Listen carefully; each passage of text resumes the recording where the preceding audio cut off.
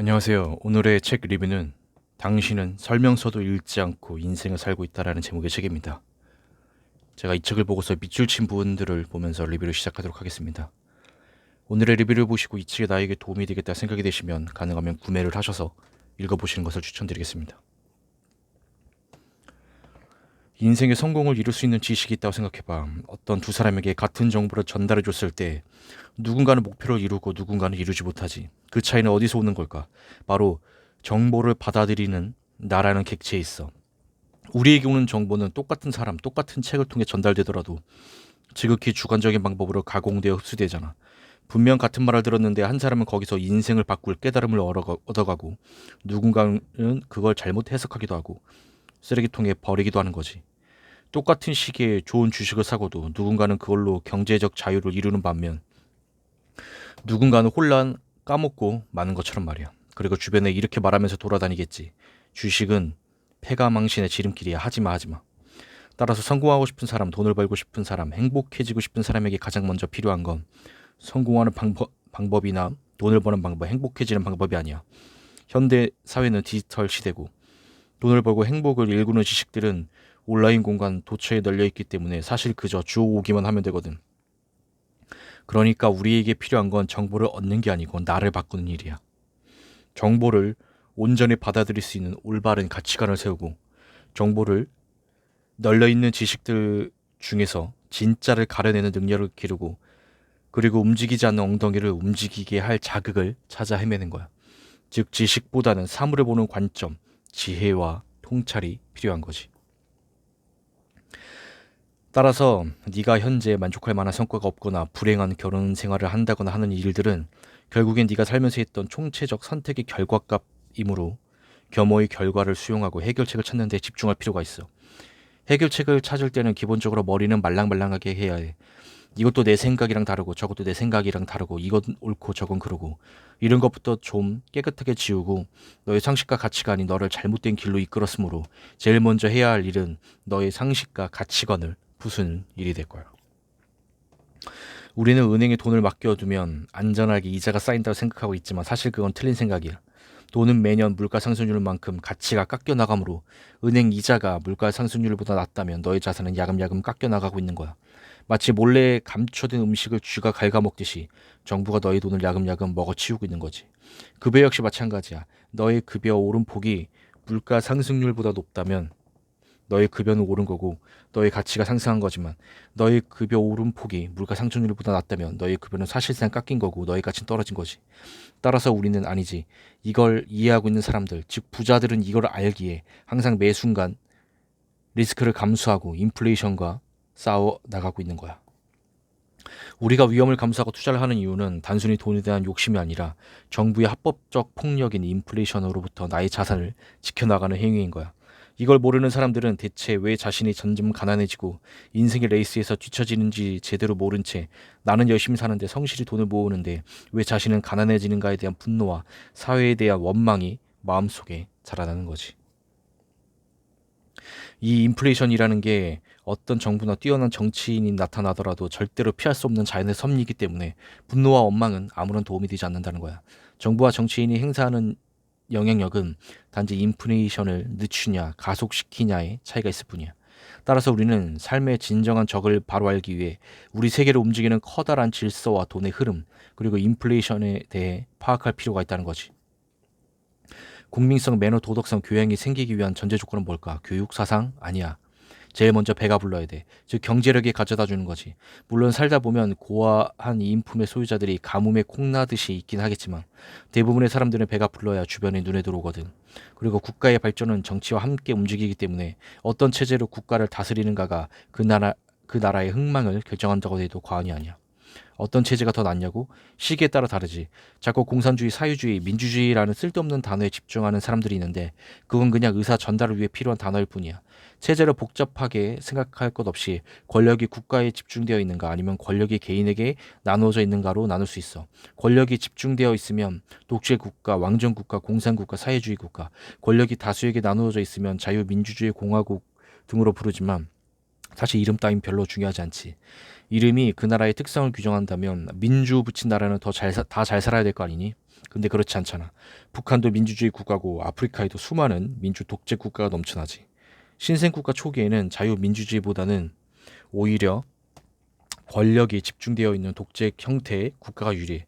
미국도 건립 초기에는 민주공화당 일당 체제였고 세계에 있는 대부분의 나라가 초창기에는 대부분 독재 국가의 형태를 띠었지. 독재 나쁘다고? 조선시대는 독재 국가 아니니? 신생국가의 대부 신생국가의 국민들은 대부분 교육 수준이 낮기 때문에 우리가 알고 있는 자유민주주의는 국민들 대부분이 이성적 사고를 할 때 쓸 수 있는 선물 같은 거야. 우리가 맨날 욕하는 중국 사람들, 후진국 소매치기들, 거리에서 사기치는 친구들 데려다 놓고 다 한 표씩 주면 어떤 일이 생길까? 돈봉투 왔다 갔다 하고 제일 부패한 사람이 최고가 되는 암흑 시대가 펼쳐지는 거지. 따라서 국민성이 떨어질 때 자유민주주의는 돼지한테 진주 목걸이를 걸어준 것과 마찬가지이기 때문에 신생 국가는 어느 정도 현명한 지도자가 힘을 갖고 끌어가는 권력이 집중된 형태가 더 유리한 거야.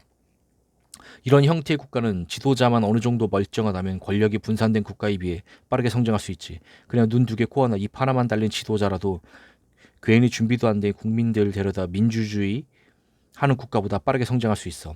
왜냐하면 지도자가 사회 불안이랑 치안만 잡아줘도 국민들이 먹고 살려고 알아서 열심히 일하거든.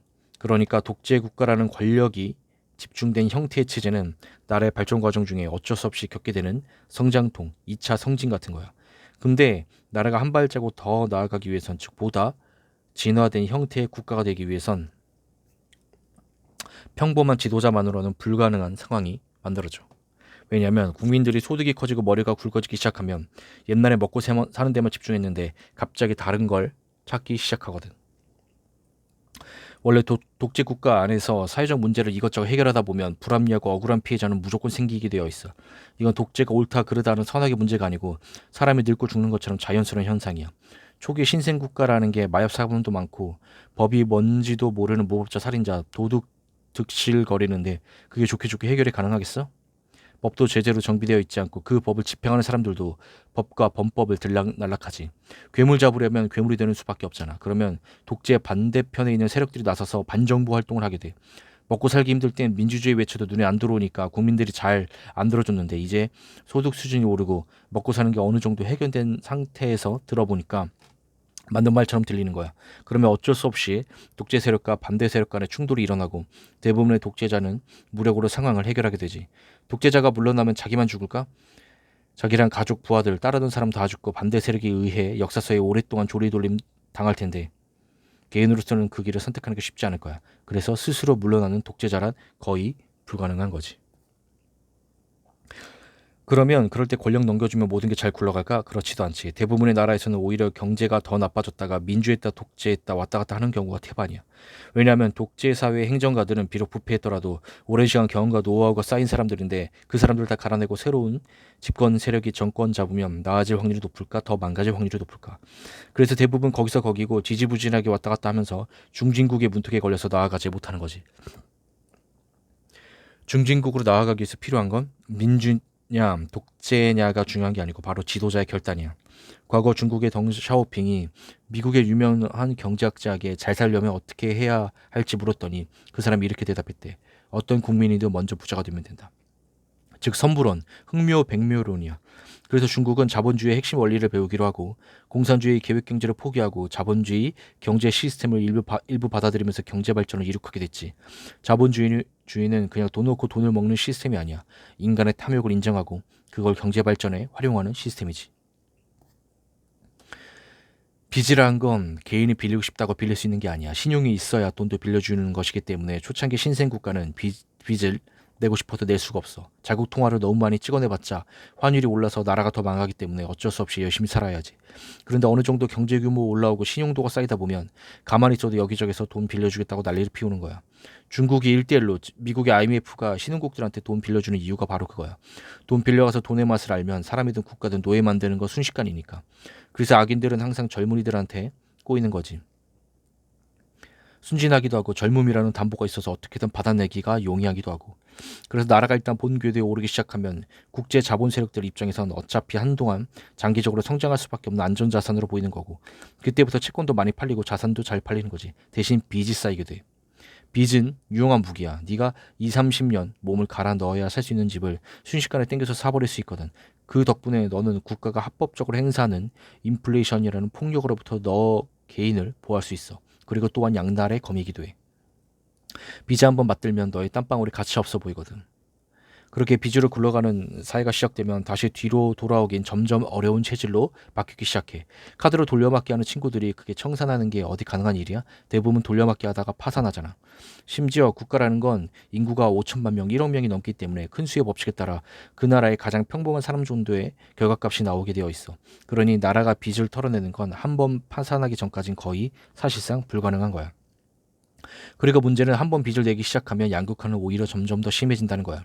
왜냐하면 돈 잘 버는 친구는 신용도 크고 빚을 더 많이 끌어다 쓸 수 있으니 더 부자가 되거든. 그리고 양극화가 벌어지면 또 필연적으로 나타나는 친구들이 사회가 변화하기를 원하는 포퓰리스트들이야. 이 친구들은 달콤한 말로 사람을 꼬드기지만 결국 결론은 한결같아.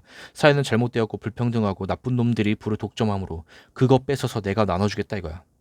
그래서 결론은 돈을 써야 한다. 혹은 누군가를 처벌해야 한다로 귀결되곤 하지. 근데 무슨 돈으로? 세금으로 하지. 그렇게 늘어난 지출은 사람들의 생산성을 점점 떨어뜨리고 생산성이 떨어지니 당연히 세수는 떨어지는데 사회적 지출은 한번 시작하면 점점 커지기만 한단 말이야. 그러니까 성실했던 국가가 빚쟁이 국가로 체질이 변해버리는 거야. 계속 국채를 발행하거나 돈을 찍어내서 양극화를 벌리지. 이렇게 체질이 바뀐 국가는 다시 옛날로 돌아갈 수 없어. 빚은 점점 커지고 양극화는 벌어지고 생산성은 떨어지고 노인으로 점점 변해가는 거지.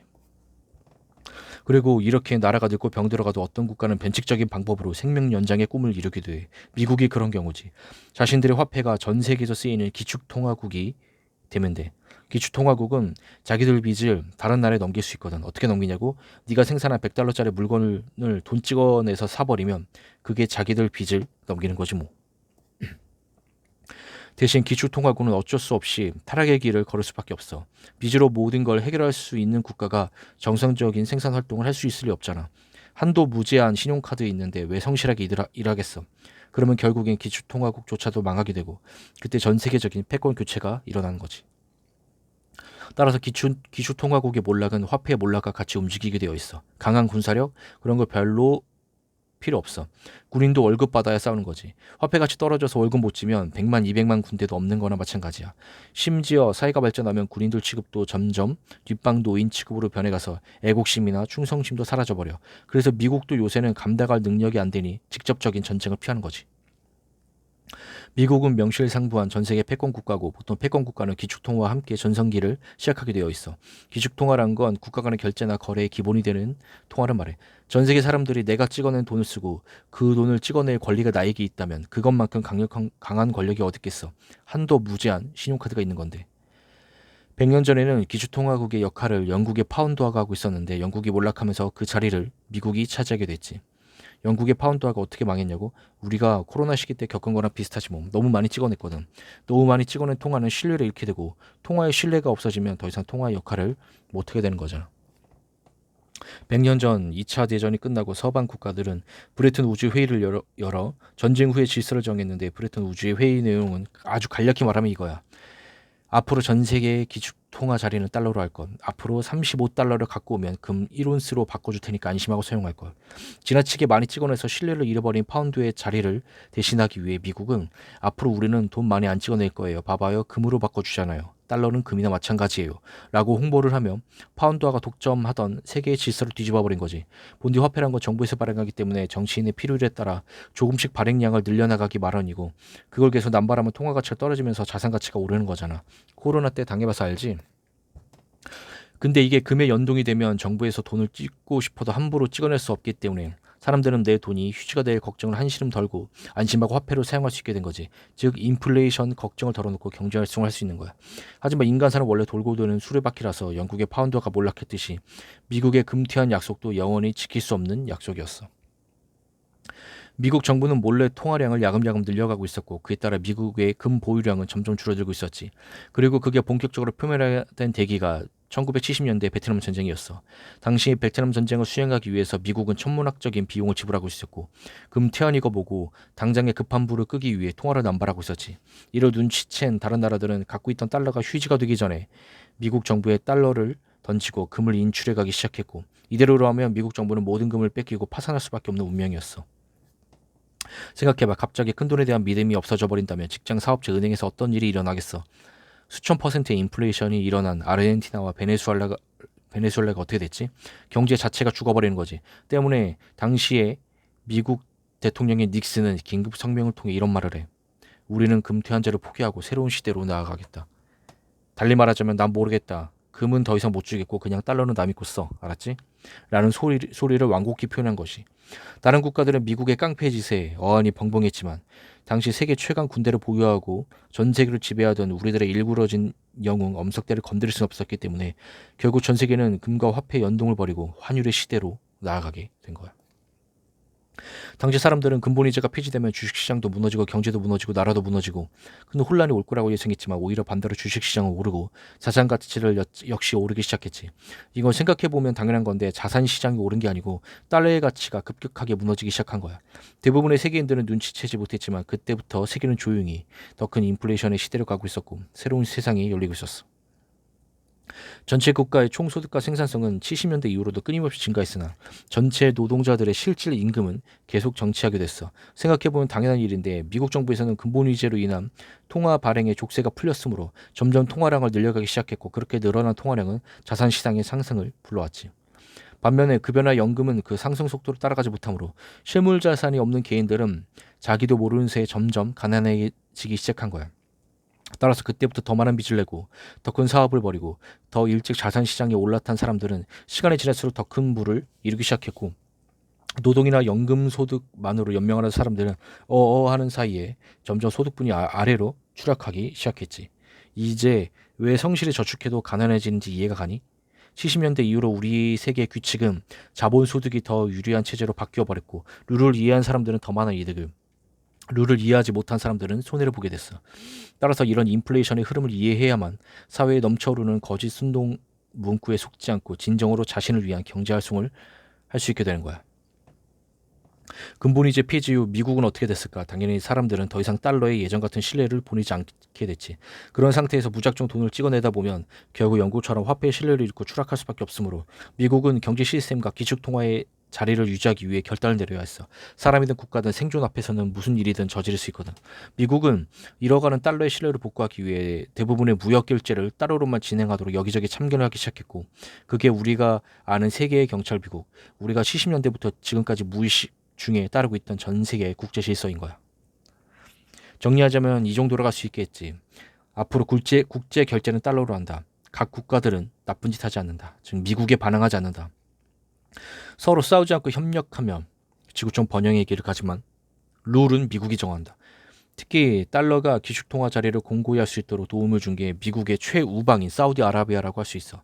미국은 석유를 오로지 달러로만 구매할 수 있도록 만들면서 근본위제 폐지 이후에도 전 세계에 패권을 잡았는데 이는 우리 삶의 공산품 식량 안보 등 우리가 먹고 싸고 숨쉬는 모든 것에 석유 에너지가 필요하지 않은 것이 하나도 없었기 때문이야. 잘 안 와닿는다고? 간단히 말해서 석유 에너지가 없다면 네가 평범하다고 생각하며 누리는 삶들을 살 수 없어. 수도를 틀면 물이 나오고 어두우면 불을 켤 수 있고 심심하면 맛집 탕방도 다닐 수 있고 방에 앉아 편하게 쿠팡으로 물건을 당일 배송하는 것들을 할 수 없게 된다는 거야. 100년 전 조선으로 돌아가는 거지. 기축통화 유지를 위해 미국이 석유 에너지 가격을 통제해 주었기에 우리나라도 싼 값에 석유 에너지를 누릴 수 있게 된 거니까 우리 역시 그 수혜를 누리고 살아온 거거든. 어쨌든 다시 본론으로 돌아가서 미국은 석유의 공급을 원활하게 하기 위해서 중동에서 가장 큰 국가인 사우디를 밀어주고 최신식 무기들을 지원하기 시작했고 사우디는 그 덕분에 경쟁자인 이란을 제치고 중동 최강국의 입지를 다질 수 있었지. 세계의 패권은 기축통화로 연결되고 기축통화의 패권은 에너지와 연관되어 있기 때문에 그에 관련되어서는 어떠한 대가라도 치를 나라가 미국이라는 거야.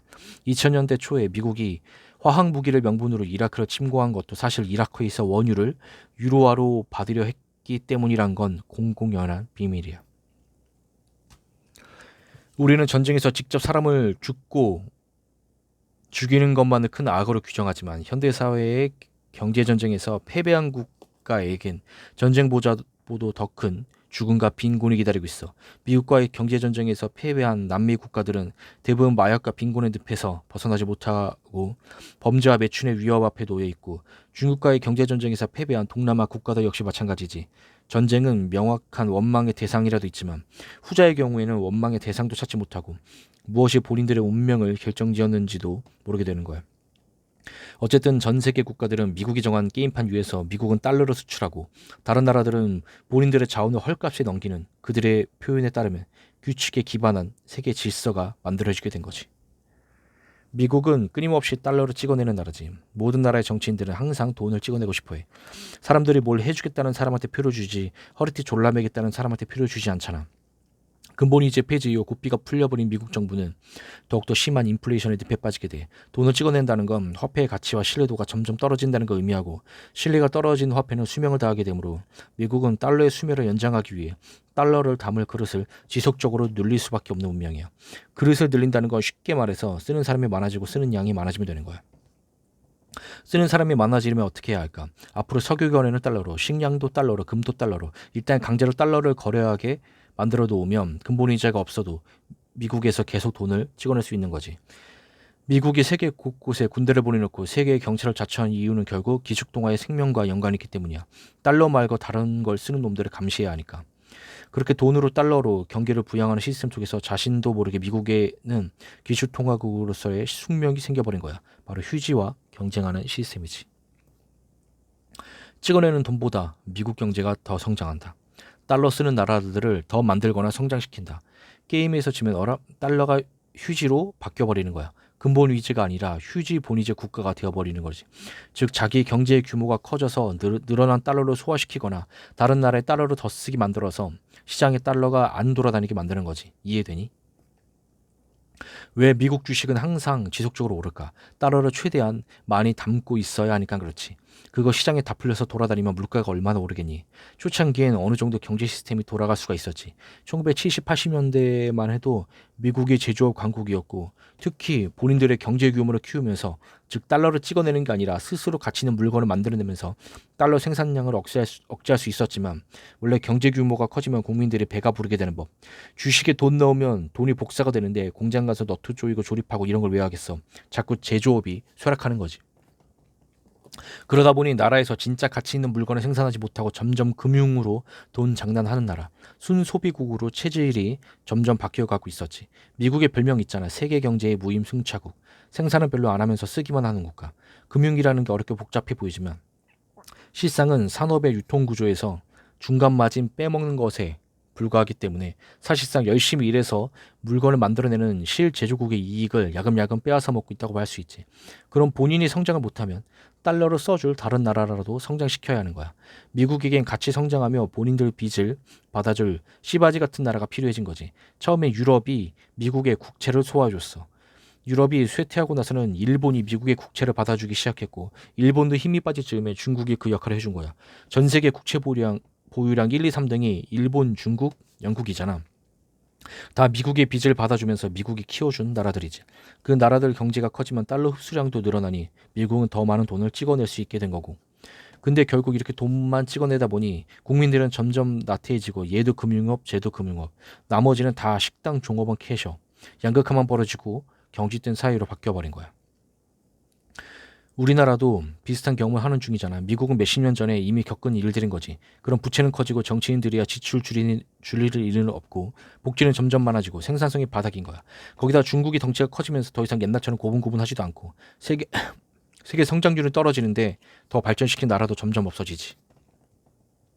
왜 미국이 질서와 세계화를 강조하는지 이해가 됐지.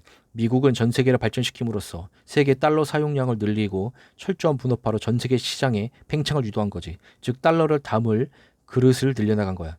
그걸 미국이 유도하지 않았든 간에 미국의 이러한 기축통화 시스템이 결국 세계 경제의 엄청난 팽창, 기술의 비정상적인 발전, 인구의 증가, 전 세계적 가난의 감소 등을 불러왔지만 그 부산물로 나라 간의 빈부격차와 개인 간의 빈부격차, 즉 인플레이션을 전 세계로 수출하고 있었던 거지. 어쨌든 이런 경제적 원리를 생각해보면 우리가 절대 악이라고 생각하는 양극화는 단지 우리나라 안에서 시스템을 고치거나 우리의 노력만으로 고칠 수 있는 부분이 아니고 미국이 주도하는 국제 질서 하에 어쩔 수 없이 발생한 부선물 같은 거라고 할 수 있어. 사회운동하는 친구들은 국내에서 빈부격차 잡겠다고 시위할 게 아니고 달러 갖고 장난질 치고 있는 연준장 집 앞에서 시위를 해야 했던 거지.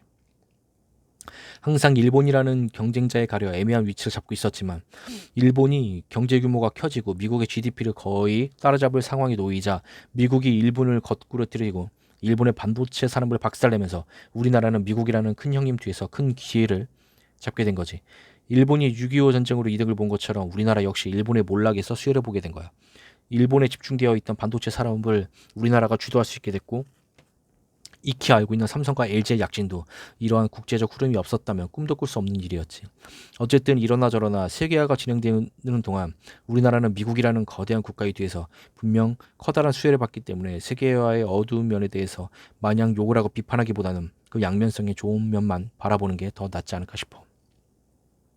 미국의 부채는 70년대를 변곡점으로 기하급수적으로 증가하기 시작했고 현재 약 4경 원 이상으로 한 해 이자만 1,000조 원 이상을 지출하고 있어. 한번 늘어난 지출은 개인이든 나라든 줄이는 게 쉽지 않잖아. 외제차 타고 다니다 국산차 타는 게 쉽겠니? 따라서 미국은 늘어난 지출을 메꾸기 위해 앞서 말한 대로 시장을 키워서 달러의 그릇을 늘리는 한편 다른 편에서는 전 세계를 상대로 금융을 위용한 여러 가지 장난질을 쳐왔는데 이게 흔히 음모론적인 얘기로 양털깎기라고 해. 생각보다 간단한 원리야. 미국이 달러를 마음껏 찌르내려면 앞서 얘기했듯이 달러를 쓰는 나라가 많아지거나 혹은 달러 자체가 귀해져야 하지. 달러를 쓰는 나라가 많아지게 하려면 국제거래를 달러로 쓰게 만들고 각 나라의 강제로 금융시장을 개방해 달러 자본이 침투하게 만들어야 해. 그럼 달러 자체가 귀해지는 방법은 뭘까? 일반적으로 수요 공급 법칙에 따라 달러 자체를 줄이면 되지만 그럼 국가 운영이 불가능하잖아. 그러면 거꾸로 생각해서 달러 자체를 귀하게 만들지 못할 거면 달러 말고 다른 것들을 다 똥값을 만들어 놓으면 되는 거지. 내가 부자가 되지 않더라도 남들이 더 가난해지면 되는 거야. 그래서 미국이 지난 몇십 년간 주로 행했던 방법이 바로 급격한 금리 조절을 통한 인플레이션의 수출이야. 그리고 그로 인해 주변국들에선 경제 위기가 발생했지. 미국에서 금리를 내리면 어떻게 될까? 그냥 쉽게 말해서 돈 가치가 떨어진다고 생각하면 돼. 그리고 금리는 그 나라에 돈을 맡겼을 때 수익률이기 때문에 미국에서 금리를 내리면 미국 자산에 대한 수익률이 낮아지므로 보통 미국 안의 자금이 다른 국가들로 빠져나오는 현상이 생겨. 반대로 금리를 올리면 돈 가치가 올라가면서 시장에 돈이 줄어들게 되지. 따라서 미국에서 급격하게 금리를 인하하면 미국 내에서만 달러가 풀리는 게 아니고 전 세계적으로 달러가 증가하면서 세계적인 인플레이션을 만들게 돼. 코로나 때 일어났던 일처럼 말이야. 전 세계적으로 달러가 증가하면 당연히 달러 환율을 맞춰가야 하는 다른 나라들도 통화량이 자연스럽게 증가하게 되므로 자산 시장에 돈이 몰리면서 거품이 끼기 시작하지. 그렇게 증가한 거품은 사람들의 노동 의욕을 저하시키고 투기성 자산에 투자하게 만들어. 평범했던 직장 동료 김대리가 갑자기 쓰고 와서 테슬라인가 뭔가 투자했더니 한 달 만에 돈이 2배가 됐다고 이죽거리는 거지. 그럼 투자에 티읕자도 모르는 너도 슬금슬금 주식도 하고 코인도 하고 그러다 대출해서 집어넣고 동네 카페 가면 옆 테이블도 주식 얘기, 앞 테이블도 주식 얘기, 코인 얘기, 부동산 얘기 아마 다들 경험해봐서 잘 알고 있을 거야. 그렇게 투자의 광풍이 절정에 달할 때쯤 돌연 미국에서 금리를 급격히 올리면 어떻게 될까? 미국이 금리를 인상하면 어쩔 수 없이 주변국들도 미국을 따라 금리를 인상할 수밖에 없어. 왜냐하면 미국의 금리 인상으로 미국에 투자할 때 수익률이 올라가 버리면 다른 나라의 자금들이 빠져나가 미국을 향해 가기 때문이야. 간단한 예를 들어 우리나라도 금리가 3%, 미국도 3%라면 투자자 입장에서는 신용도가 더 높고 안전한 미국에 돈을 맡기고 싶기 때문이지. 따라서 국내에 자금이 빠져나간 걸 막기 위해선 보통 미국과 보조를 맞춰 같이 금리를 올려야 하고 그걸 따라가지 못하면 그 나라의 투자 자본이 급속도로 빠져나가면서 금융 위기에 빠지게 되지. 그러면 우리나라 과거 IMF 사태처럼 달러가 모자라서 흑자 도산에 빠지기도 하고 경제 시스템이 망가지면서 자산 시장 자체가 붕괴 되기도 해. 그럴 때 미국은 오히려 금리를 올리면서도 호황을 누릴 수 있어. 전 세계적인 경제적 어려움이 있을 때 오히려 안전자산인 달러 자산에 대한 수요가 증가함으로 돈이 미국으로 몰리면서 나 홀로 호황을 누릴 수 있었던 거지. 그렇게 금리 인상을 감당하지 못한 국가가 망하려고 하면 미국의 금융자본들이 그 나라에 침투해 그 나라의 자산들을 헐값에 사들이기도 하고 달러가 부족한 나라에는 IMF라는 고리대금 업자를 보내 비싼 값에 돈을 빌려주고 돈놀이를 하기도 하는 거야. 그리고 주변 나라들 역시 망한 국가를 뜯어먹으며 살아가는 거지. 사냥이 끝나고 미국이라는 사자가 큰 고기를 뜯어먹고 나면 하이에나 같은 주변 나라들이 남은 고기를 개거스럽게 뜯어먹는 것과 같다고 할 수 있어. 이게 바로 이게 여태 수십 년간 경제 10년 주기설, 미국의 금리를 따라 나라들이 흥하고 망했던 원리야. 비트코인은 사토시 나카모토라는 가명을 쓰는 프로게이머에 의해 2008년 처음으로 세상에 등장했어. 이때 사토시가 내건 기치는 탈중앙화였어. 앞서 말한 대로 우리는 어쩔 수 없이 중앙정부, 즉 특히 미국의 금융정책에 따라 이리저리 휩쓸리는 삶을 살고 있어. 아무리 힘이 세고 자산이 많은 개인이라도 정부의 통화정책이라는 틀에서 벗어날 수 없거든. 이때 비트코인은 중앙정부의 입김에서 벗어남 개인 간의 통화거래를 통해 정부의 감시를 벗어나고 통화 권력을 개인에게 옮겨줄 수 있게 해주는 거지. 물론 이건 표면적으로 내세운 명분이었고 비트코인 탄생에는 여러 가지 뒷말들이 있는데 그중 하나가 사실 개인이 아니라 미국의 이익을 위해 만들어졌다는 거야.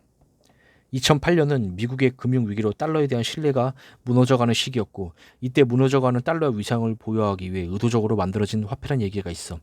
미국의 기축통화 지위가 흔들린 이유는 지나친 통화 남발로 인한 가치 하락이 있으므로 새로운 가치 저장 수단이 만들어지면 시중에 돌아다니는 통화량이 줄어들 거 아니야. 때문에 비트코인이라는 새로운 자산 시장이 형성되면 그쪽으로 달러가 흡수되면서 달러의 가치를 지킬 수 있게 되는 거지. 그리고 다른 한편으로는 중국이라는 커다란 경쟁자에 대한 공격 수단이 되기도 했지. 전 세계에서 가장 비트코인을 많이 채굴한 나라가 중국인 건 중국의 폐쇄적인 금융시장이 그 이유이기도 하거든. 생각해봐. 네가 중국에서 수천억 자산가라고 해도 너의 자산은 중국 정부의 결정에 따라 얼마든지 몰수당할 수 있잖아. 그리고 자산을 국외로 옮기기도 어려운 이유가 중국에서는 함부로 외화로 바꿔서 자산을 유출하는 걸 법으로 막고 있거든. 금이나 은 같은 현물로 바꿔서 탈출하려고 해도 무게와 부피 때문에 쉬운 일이 아니지.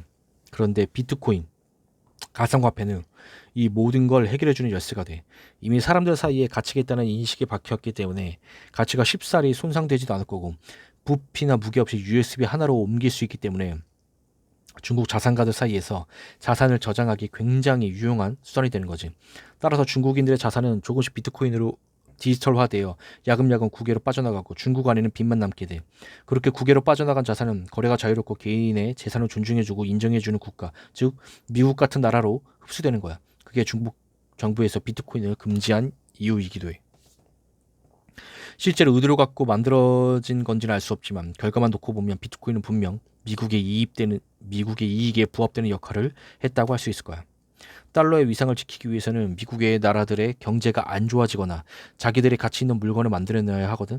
미국은 공장들을 불러들여 미국의 금융 일방주의적 체제를 변화시키고 동시에 급격한 금리 인하와 금리 인상으로 다른 나라들의 경제를 망가뜨려 이득을 취하는 구조를 만들어낸 거야. 동시에 전 세계에 백신을 판매해서 얻은 수익 역시 미국의 산업 경쟁력을 강화시키고 달러의 입지를 지켜내는데 큰 공헌을 한 거지. 미국이 정말로 유도했든 안 했든 이러한 일련의 흐름과 코로나 시기 미국의 정책들은 확실히 세계의 질서를 재편시키고 2024년 현재까지는 달러의 위상을 지켜내는데 큰 역할을 했던 게 사실이야. 하지만 한편으로는 이런 미국의 폭력적인 금융정책은 결국 다른 국가들의 달러를 유도하고 있고 언젠가는 영국의 파운드화가 저물었듯이 달러 역시 그 수명을 다하게 될 거야. 그리고 미국은 그럴수록 부족한 재원을 메꾸기 위해 다시 한번 통화량을 늘려가며 전 세계에 인플레이션을 수출하겠지. 이게 바로 미국이 몇십 년간 유지해온 세계의 모습이야. 겉으로나마 따뜻하고 평화로웠던 시기가 가고 이제 드디어 혼란과 분쟁의 시기가 도래했다고 할 수 있을 거야. 우리가 과거의 역사, 철학, 경제를 배우는 이유는 현실의 문제들을 해결하기 위해서잖아. 세상이 정보화 시대로 접어들면서 우리는 삶에 닫힌 커다란 패러다임의 변화들을 알아차려야 해. 그중 하나가 과거에는 정보를 얻는 것 자체가 중요했다면 지금은 정보는 이미 지천에 널려있기 때문에 특정 정보를 찾아낼 능력, 그걸 분석하여 미래를 예측해 나가는 능력이 중요해졌다는 거야. 따라서 돈을 벌고 남들보다 앞서 나가려면 앞으로의 미래를 그려갈 수 있는 눈을 키워야 돼. 현재 전 세계는 커다란 변혁을 겪고 있는 중이야. 과거 100년 전 미국이 영국으로부터 전 세계의 패권을 빼앗고 근본 위주를 채택한 이래로 달러의 가치는 점점 떨어져 마치 100년 전에 영국과 같은 운명에 처해져 있지. 다른 나라들은 이러한 세계 질서의 변화 흐름을 눈치채고 가짜 자산인 달러를 조금씩 버리고 금과 은 같은 실물로 갈아타고 있어. 미국의 대척점이 있는 나라들에선 금에 기반한 새로운 통화가 나올 거라는 얘기도 나오고 있지. 미국의 통제력은 약해졌고 SNS의 발달로 사람들은 남이 하기 싫은 일을 내가 하는 것을 거부하고 있어. 머리가 커진 국가들이 더 이상 전 세계 공장으로서 힘든 일, 더러운 일을 안 하려고 하는 거지. 자기들도 저기 선진국 애들처럼 편의점 아르바이트 같은 노동만 해도 200만 원이 나오고 급여 안 주면 노동부에 신고도 할 수 있고 주 7일이 아니라 5일만 노동할 수 있고 한 달 일한 돈으로 해외 여행도 다니면서 자아 실현을 할 수 있는 그런 꿈 같은 나라에서 살고 싶다는 거야. 이해가 되니? 분쟁과 위기가 어느 나라에서 올지는 아직 알 수 없지만 앞으로 올 더 큰 인플레에 대비하고 준비하는 거. 그게 바로 우리 같은 일개 개인이 할 수 있는 최선의 방법일 거야. 보통 골리앗 러시아 대 다윗 우크라이나라고 생각하는데 사람들이 잘 모르는 부분이 러시아는 사실 지금 혼자서 서방 세계 전체랑 전쟁을 치르는 중이거든. 각 나라별 우크라이나 전쟁 지원금을 봐. 미국, EU국가, 독일. 단순히 이념 싸움으로 치부하기엔 너무 필사적이지. 다들 각자 입장에서 머리를 굴리고 있는 거야. 미국은 전쟁이 터지자마자 러시아에서 글로벌 회사들을 철수시키고 스위프트 시스템을 끊어 국제 거래를 못하게 만들었어. 이때 서방권 언론에서는 러시아 경제의 종말을 얘기했지만 예상과는 다르게 폭락하던 루블은 몇 개월 만에 하락폭을 회복해버렸어. 망할 나라의 돈이 왜 오르겠어. 돈은 거짓말을 안 하거든. 러시아도 생각보다 준비를 철저히 했던 거지. 2014년 크림반도 합병으로 서방의 제재를 받을 때부터 러시아는 이미 서방권과의 전쟁을 생각하고 있었던 것 같아. 그리고 경제를 마비시키겠다고 떠나버린 글로벌 기업들의 빈자리는 중국이 채이며 중국과 러시아를 오히려 한편으로 묶어버렸어. 오히려 글로벌 기업들은 부동산과 자금을 회수하지 못하고 고스란히 러시아인들에게 헌납해야 했고 국내외적인 문제로 골머리를 썩던 중국은 이 기회에 러시아 시장을 선점하면서 기사회생 할 수 있었어. 원래 별로 사이가 좋지 않았던 러시아와 중국이 친해져 버렸으니 미국 입장에선 그리 좋지 않은 수였던 거지.